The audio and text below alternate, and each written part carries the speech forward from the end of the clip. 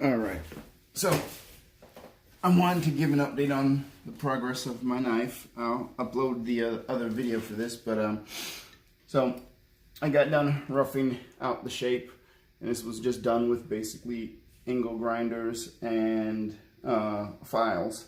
I don't have a belt sander yet or a bandsaw or anything to cut it really nicely. But this is just a cheap piece of aluminum that I use just so I could kind of make all the mistakes on this first cheap piece of thing. And that way when I'm ready to make my first knife with real, actual, like high quality, high carbon steel, I already know how I'm going to do it and kind of figure out the best way to go about doing everything. And so I'm getting to the point where I want to start mounting the scales onto the knife. I'm going to wind up using this as a trainer for the actual knife. And some things here that I want to go over that I learned on the way. Obviously, using files to smooth everything out and get those rough edges down. The angle grinder is kind of, it makes things jagged and everything's hard to get into these curved. If you're just doing a straight, knife, that's one thing. But when you are getting, these convex and concave lines on one piece, it makes it difficult. Also, angle grinder doesn't do the circles for the karambit very well. So I want to talk about that at first. So this right here was really challenging. I didn't know the best way to get this hole and make it symmetrical. That was the other problem.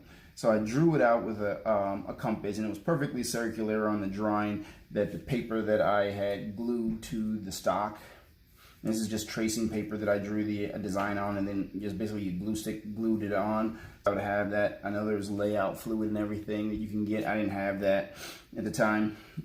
So that's what I did. It worked pretty well, and I was able to get the rough shape down. And as you can see, it's pretty good. So the next thing about this is, so what I did was I used a drill bit. I drilled around, and I tried to basically drill into the next hole next to it until it was basically a honeycomb, and then punch it out and then file it down. That was not the best way to do things at all. Matter of fact, it was just time consuming, and then my circle was not quite perfect. And then on top of that, it took too long. I couldn't get the drill bits. Once you get so close, it starts sliding into the other holes, and then you kind of screw everything up, or it'll bounce. So that kind of thing, it wasn't the best at all.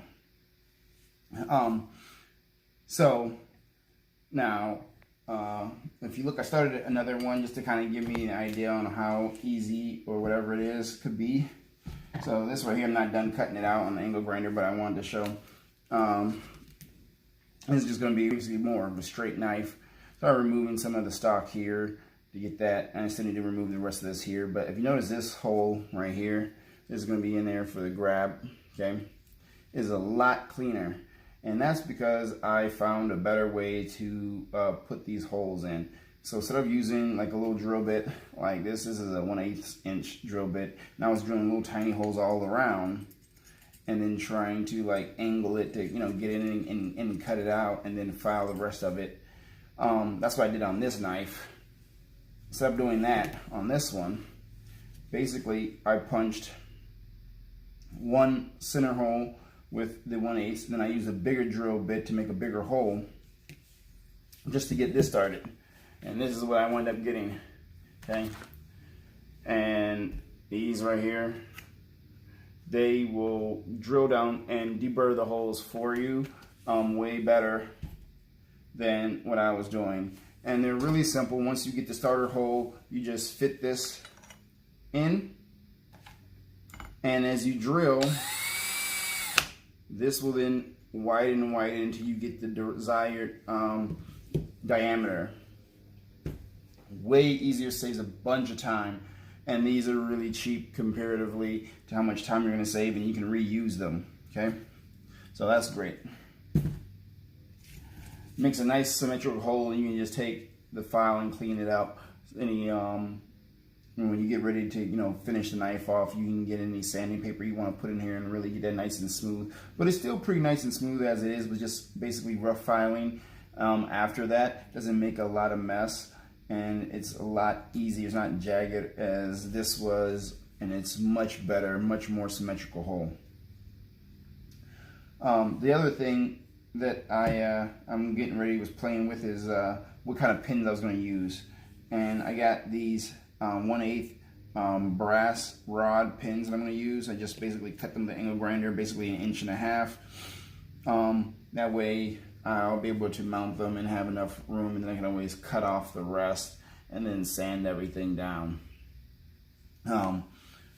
Now I started here playing with this because I'm going to remove this piece of stock anyways.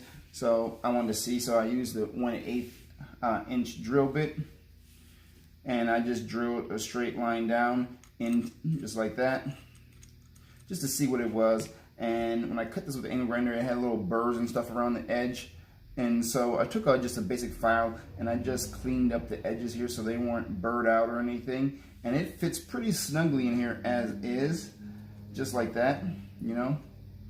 And you can see it fits in there, it goes right in, it's perfect, and you can just, you know, pop it out.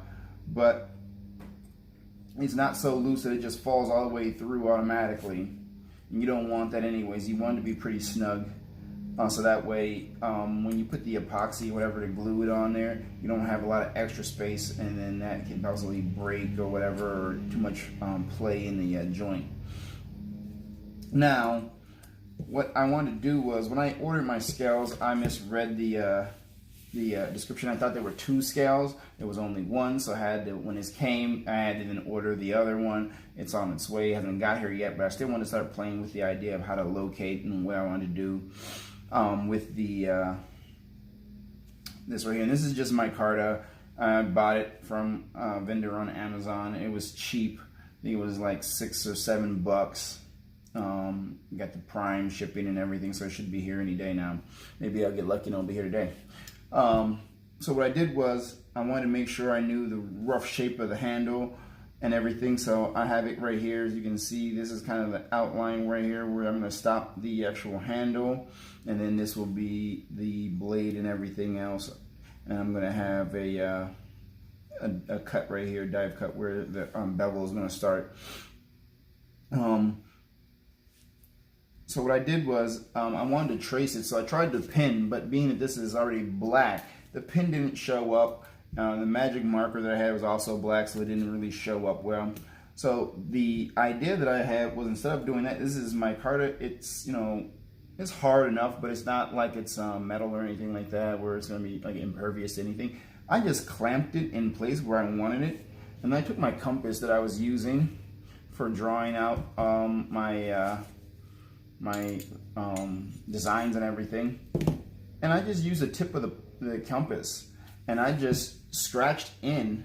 So I just traced it and I just scratched it in. So just like this, you know, scratched everything in. Because once I get done with everything, I'm going to be sanding and finishing this anyways. That little scratch on there isn't going to really be a problem. I'm going to be sanding everything down anyway, so that's going to be gone. And then I did the other side. Okay. And then I did in here. And what I did was, I had 2 clamps when I actually did this the first time. I clamped one side and traced everything. And then when I got to this area where the clamp was at, I put the other clamp on this side, tightened it down before I loosened up this side. And then once it was clamped in place, I loosened this side and did this little finger rest area here too. But that way, I got a really nice outline, which I'm going to show you here in a second. But before I do, I wanted to talk about, next thing is the load to put them at. Now, a lot of people use like a center punch, and they just kind of stick it in there to mark the holes. I didn't have one. Again, this is my first time ever thinking about trying to build a knife. I didn't have all the cool tools, so what I used was just a nail and a hammer. I started with a small nail. I put it in the place that I wanted it to go. Let me grab that real quick here so you can see. These are just some nails. They actually kind of bent because obviously I'm banging them into metal, but they work for the purpose for now. So I use a small nail to get it started, and I just set that right there in there. And then I took a hammer and bang, bang, bang. And then I went to a bigger size, put that in, locked it right in there. Bang, bang, bang. Set that point. Okay. That way I know where to drill. Okay. Same thing over here. I'm going to set this same way. I tapped it in to make the mark. I'm waiting for my other scale to come so that way I can basically stack the scales one and one behind here, and then drill straight through all three pieces. The metal here, the first piece, and then the second scale. That way I know that the holes line up. Okay. I know where everything's going to be. I know where the hole is going to be, and all I have to do when I get ready to pin everything together is I'll drill one hole, then I'll put the pin through to hold it in place, drill everything else through, and then I have both of my scales with the hole punch. I don't really need to trace out the second scale because I have the outline here. I'll just make sure that the pins are right there. So I'll just take this outline, make sure that's face up for me, and then cut out the rough outline once everything is sandwiched together. And once it's all sandwiched together and the pins are in place, I can go ahead and I can tape it or whatever, and then cut out the rest of the shape here. Down here, I'm not gonna have any handle coming all the way down here. Maybe I'm gonna kind of let that kind of taper down right here. So I use my Dremel tool or whatever to taper that down so that I can keep this ring here just like that. So I won't have any material in here that will be cut off. But that's basically how it is. Just the update. As soon as I get the other scales, I'm going to go ahead and put this together, and then you know, I'll put the epoxy on it, clamp it, let it cure overnight, and then I should have the handles ready for the final shaping, and then I can do all my work that I need to on the blade down here. You know, that is the goal. I had some videos of me building a jig for the grinding and everything when I get ready to do that. But I'll upload that, and any other videos I'll go ahead and upload that. But I just wanted to give an update. Let me check this, make sure I'm even just talking into the camera and it's off the section. Okay, so it looks like you guys can everything here. Yep, that works. You know, I just gotta keep that in mind. But I'll get you a closer look. So this is what it is right here. As you can see, that hole punch right there that I put on, and then here. Now, I wanted to talk about how I had outlined this. Let me show you that. I'm going to loosen this clamp up so you can see. This was really nice. So I used that compass end point, the metal piece, and just scratched in the outline. But that's the outline. It worked really well. And so when I line this back up, I just overlay this, line those things up. And once I line it up, that'll fit right in place. There you go. And I got that in. I'll clamp it, and then I'll drill the first hole. Then I'll drill the I'll pin it. Then I'll drill the second hole. And then I'll have my holes for my scales and everything. I'll go ahead and I can mark this up. And what I can always do is, if I know that I'm going to have this piece right here, I can always cut this before I do everything else. I can just cut that piece off. I can always measure it, mark that line, and then cut it so that I have that bisecting where I want it to, and I don't have to worry about messing with taking this off after the fact. But yeah, I'm pretty happy with where I'm at, and it's moving along. I'll upload the rest of those videos. I need to get them off my phone anyways. But this, like I said, this is just standard micarta. Nothing special about it. Pretty excited to take the next step. The epoxy that I'll probably use when I'm setting everything up is just this right here. I mean, it's not the best stuff in the world, I'm sure, but that's what I have, so I'm going to use this, and it's just a 5-minute set. I'm going to mix it up, and then slather it on, and then clamp it and let it set up. So basically this right here,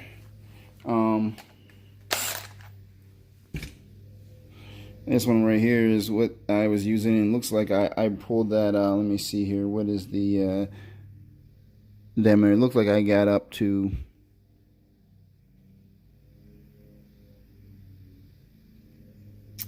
looks like it rubbed off a little bit. I can't really see what that is, but it's right below. Oh, that's 1 inch. Okay, that's 1 inch. That's what that is. So 1 inch diameter was big enough for my finger. It made the hole nice. And then going into the 1 inch and 1/8, it was a little bit too big for the thing. I didn't have enough material on the side. I had removed too much. This piece right here, if you see right here, this is pretty thin. I don't want to risk the integrity of it. I wanted this to be more of a karambit style, so this is pretty thin. So when I do the finished one, I know that that's an issue. However, now that I have one of these deburring bits for the drill, it'll make it way easier. As you can see, that fits in real snug.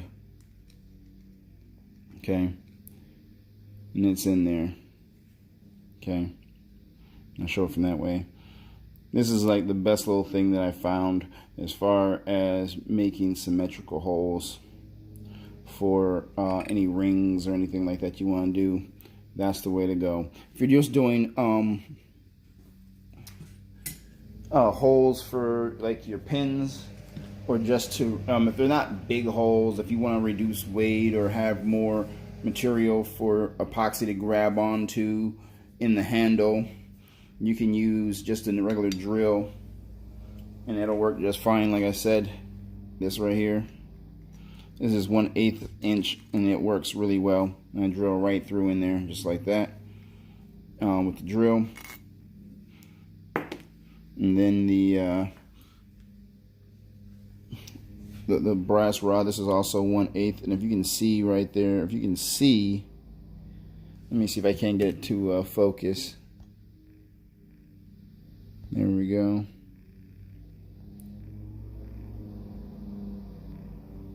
You can see those marks on it where I took the file to it, versus like this one that I haven't filed yet.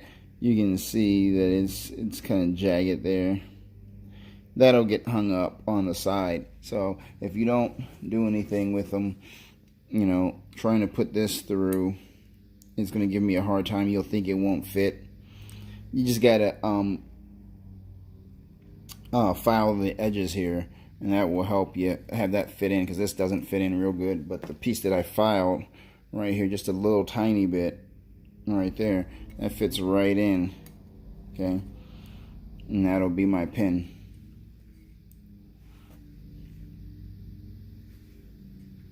And once, like I said, I get the other scale, I'll be able to complete that piece. I'm going to hold off on finishing this one until after I get this one with the handle and everything. But now that I have those deburring bits for the drill, this works way better. And as you can see in there, let me turn it, let me see. If you can see that, it's a pretty clean, just naturally it's pretty clean, and just taking any sandpaper or any buffing materials you have into that will just make that even better. Once I get that, you can see on this side without the thing, it's a much better, much cleaner hole. Okay, buy yourself some good circular. Oh, why hi, you are interested in what I'm doing. Say hello, Jasper. Once I all right, come on, Jasper, I'm trying to make a video. All right, so once I get every scale that I need and everything, I will show the process of pinning everything together. But so far, I'm really excited with everything that I've learned, and I think that once I get the grinding and everything down, I'll be ready to actually make my final piece. I have some really nice scales that I had got for the finished piece. It's a nice a piece that I got from a guy out in, I think it's California, on Instagram. His Instagram is Exotic Blanks. He makes knife scales. There's also another one I really like, Flying Shark knives on Instagram. Beautiful, beautiful scales. So if you're looking at for something that's a little bit more exotic, something that catches the eyes besides just the standard, you know, black or whatever kind of color, they have ones that are stabilized wood with epoxy resin and dyed and everything else. All kinds of different composite materials that have been glued together for scales. So you have some that have different kinds of wood in one scale. Really good stuff. But in the beginning, before you start spending big bucks on that, I recommend getting something cheap like this to just work with, and that way you can start to kind of get your understanding of how you're going to move forward. So if you don't have all the, you know, crazy tools like all the other people, you know, you see, simple thing is, like I said, angle grinder can cut out the shape. If you don't have layout fluid and stuff, get tracing paper and just use a glue stick, you know, and some scissors, old school craft, you know, from like kindergarten. I drew it out, cut out the shape, left a little bit beyond the lines, so I have some material that I can always grind down and everything. But then I just glued the back of, or I actually glued the stock and laid it over, positioned it where I wanted to go, and then just smoothed it out on there. That works really great for getting your designs for your knife out. And then just using an angle grinder to just remove the stock. You know, as you can see, I got a line here, and then I'll just come in here, take that off, and line in, and just go through. So what I'm going to do is I cut this one out, and then I'm just going to make a couple more incisions, and then just cut across here, right across there, and take those all out. Round off this little piece right here, because that's where the ring will go. Round that off. Then I'll just remove this stuff from the back here, and this blade will be done. This is just 1/8 inch thick aluminum stock that I got from like Ace Hardware or Lowe's or something. I forget exactly now. I think it was Lowe's. But it's 1/8 inch by 2 inches wide. 2 inches wide, 1/8 inch thick. I think it was like 12 or 14 inches long originally. Oh no, I'm sorry, it was like 3 feet or something.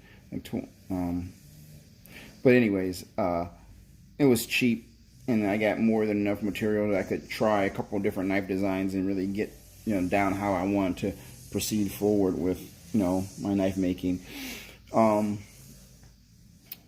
I don't have a forge yet or anything, so when I get to the point where I need to harden everything and everything like that, with a real knife, I'm going to have to figure that out. Probably get a propane torch and use that to do it, and then quench it.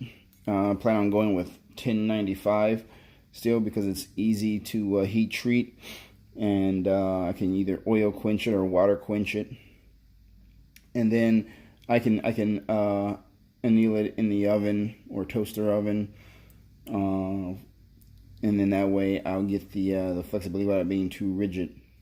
So obviously I'm not going to heat treat the aluminum. That doesn't make any sense because it's aluminum. This is just a test knife just to get the grinding and shaping processes down. But once I get the real, you know, metal, I'll be able to use that propane torch in there.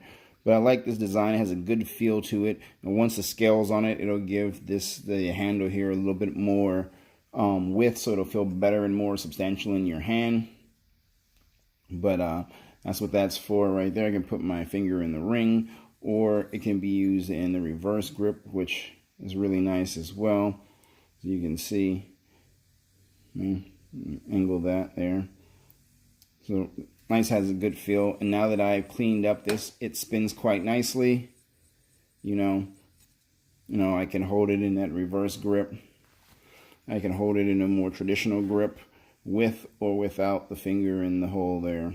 The nice thing is without the finger in the hole, it acts as kind of a stop.